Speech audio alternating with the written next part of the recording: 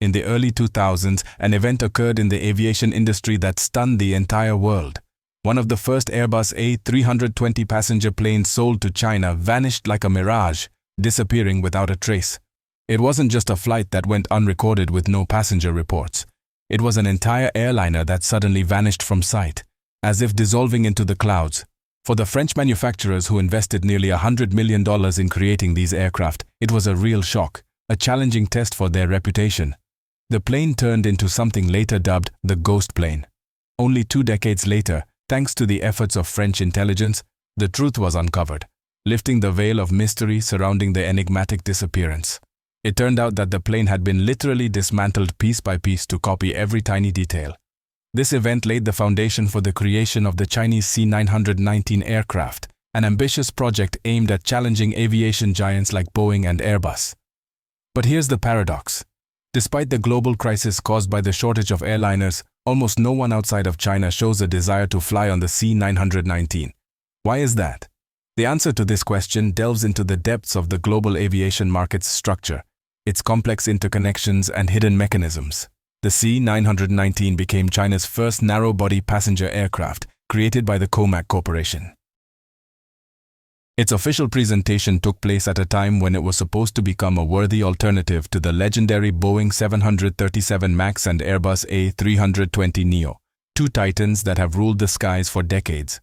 The narrow-body aircraft market is considered key in the aviation industry as these airliners transport millions of passengers domestically and on short-haul routes, accounting for up to half of the world's entire fleet. Boeing and Airbus have created an almost unshakable monopoly, controlling up to 90% of the global market. However, in recent years, this system has faltered. Disasters and scandals related to Boeing's safety and production quality have shaken trust in the company, and Airbus, despite a sharp increase in orders, is physically unable to ramp up production to fill the gaps left by its American competitor. It was at this moment that China saw an opportunity to assert itself. Beijing's plan was simple. First, conquer the vast domestic market, then enter the international arena and reclaim part of the global skies from Western corporations. Everything changed when former head of French intelligence Alain Juillet made a sensational statement in the documentary France-China, The Secret War.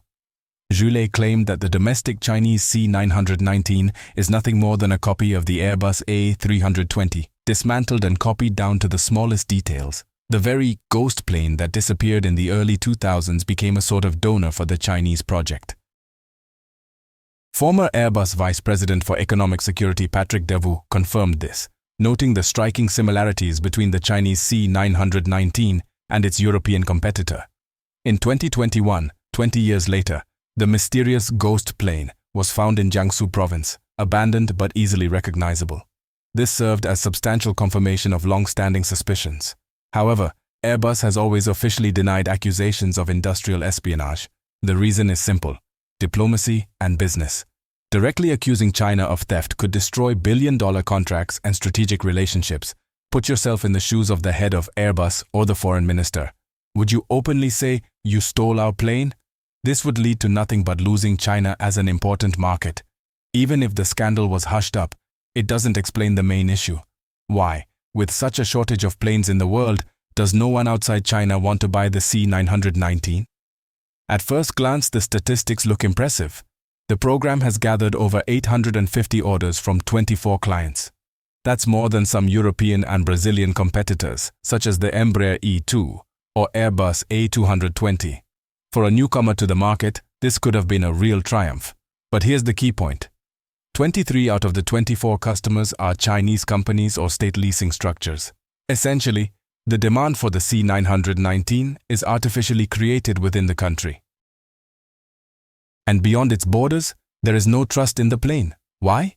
It all comes down to issues of safety, certification, and reputation. For airlines in the West and other regions of the world, purchasing an aircraft is not just a matter of price. It's a question of reliability assurance, access to a global maintenance system, certification by international regulators, and confidence that the manufacturer can ensure a decade of operation. The Chinese government directly owns almost all of the country's airlines through state corporations, and guess who else? Yes, Comac, the developer of the C919, is also state-owned. At first glance, this might seem like an obvious advantage. When the customer and the manufacturer are under the same control, demand can be artificially created. But even in a global aircraft shortage, if desperate airlines from Asia or Africa aren't placing orders, the main question arises: why hasn't the C919 won any truly international clients?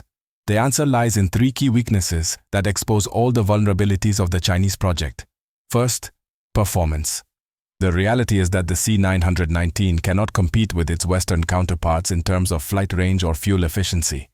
This sounds almost absurd, as the Chinese airliner is a completely new 21st century project, created from scratch with modern aerodynamic solutions and engineering developments.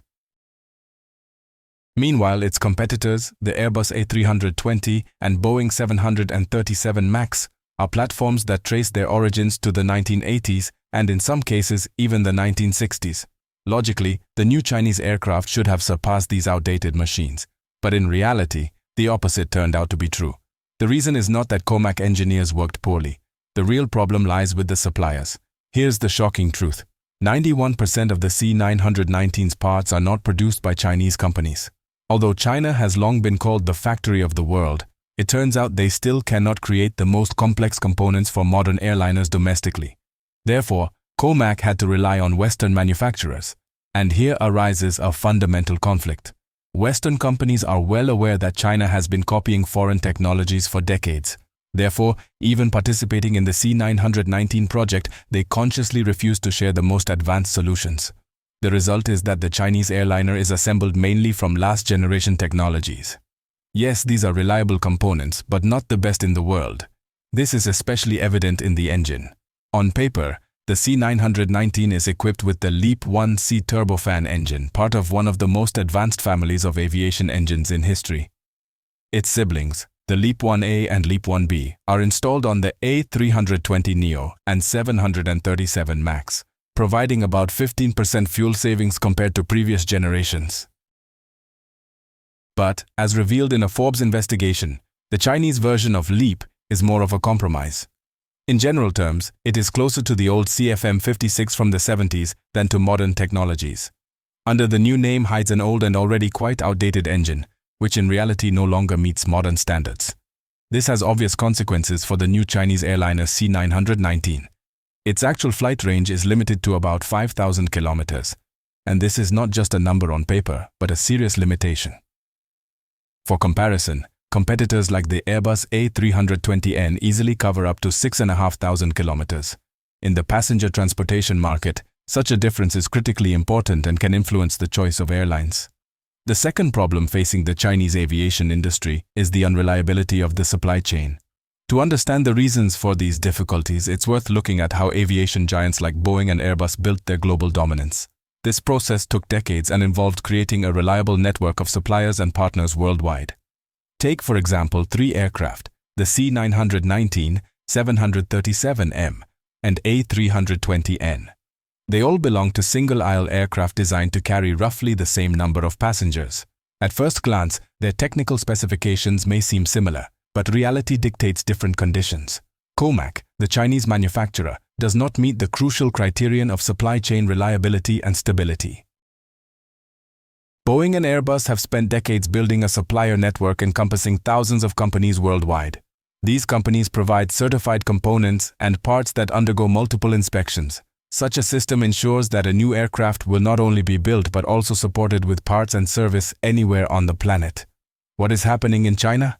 Yes, they can produce the aircraft fuselage, but all the most complex components, landing gear, control systems, cockpit avionics, computing units, hydraulic systems, are still imported. Here lies the real catastrophe. Even the slightest political tension or imposition of sanctions can instantly paralyze the production program.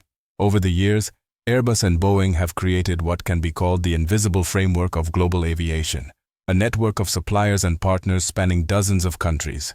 Companies from countries like Japan, the United Kingdom, France, Canada, Italy, and Germany participate in design and production. This international cooperation allows Western manufacturers to access advanced technologies, from the most complex avionics and hydraulic systems to innovative materials and engines. But most importantly, it's the global support network. Parts, service centers, repair bases, and trained specialists are present worldwide. COMAC, however, finds itself in a position where this infrastructure is simply absent. The situation worsened when the US added the corporation to a list of companies allegedly supporting the Chinese military sector. This effectively cut off access to American technologies and investments. Even if these barriers were to suddenly disappear, the Chinese airliner would face another serious problem: the lack of an immediate after-sales service system. For airlines, aircraft support after purchase is often more important than its initial price. Maintenance and repair account for up to 15% of operating expenses. Delays in parts delivery can make aircraft operation economically unviable. If we recall the experience of Chinese military aircraft, doubts only intensify. Just look at the fate of the F-17 fighter, created with China's participation and positioned as a cheap alternative to the F-16. On paper, its characteristics seemed competitive, but within a few years, the Pakistani and especially Burmese air forces began to massively decommission these machines due to constant technical problems.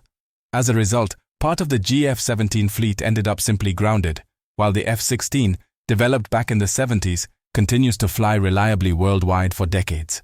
This reliability gap serves as a clear signal of the trust issues facing the Chinese aviation industry. The third major problem is mass production. For the C919 to truly become the third player in the market and fill the gap between Boeing and Airbus, China must learn not only to produce aircraft, but also to do so quickly and in large volumes. However, the harsh reality is that even with all its global experience in mass-producing smartphones and cars, creating a passenger airliner is a completely different field. An aircraft consists of millions of parts, each requiring utmost precision and compliance with strict aviation standards.